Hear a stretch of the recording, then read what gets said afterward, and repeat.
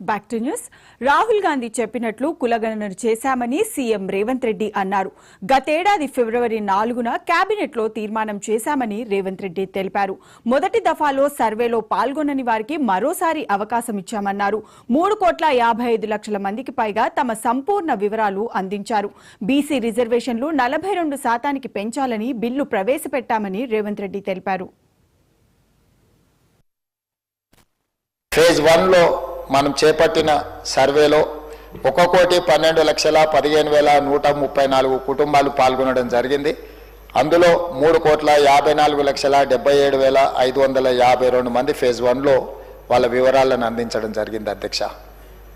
అప్పటికి కొంతమందికి అవకాశాలు రాలేదు, కొంతమంది మా ఇళ్ళకి రాలేదు అని రకరకాల అంశాలను ప్రభుత్వం దృష్టికి తీసుకొస్తే మళ్ళీ ఒక రెండవ విడత కూడా అందరికి అవకాశం ఇవ్వాలి, ఇందులో పాల్గొనే విధంగా అందరినీ మనం మోటివేట్ చేయాలనే ఉద్దేశంతో రెండవ ఫేజ్లో కూడా మనం తీసుకోవడం జరిగింది అధ్యక్ష.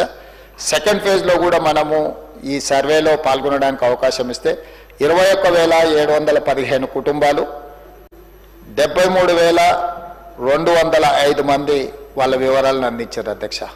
మొత్తంగా 3,55,50,759 మంది తమ సంపూర్ణమైన వివరాలను అందించడం ద్వారా ఈ బీసీ కులగణన సర్వేకి సంబంధించి సామాజిక, ఆర్థిక, ఉపాధి, విద్య, రాజకీయ మరియు కుల సర్వేలో పాల్గొని ఈ ప్రభుత్వం చేపట్టిన కార్యక్రమానికి అండగా నిలబడ్డందుకు ఈ సర్వేలో పాల్గొన్న అందరికి కూడా నేను మనస్ఫూర్తిగా కృతజ్ఞతలు తెలియజేస్తున్నా అధ్యక్ష.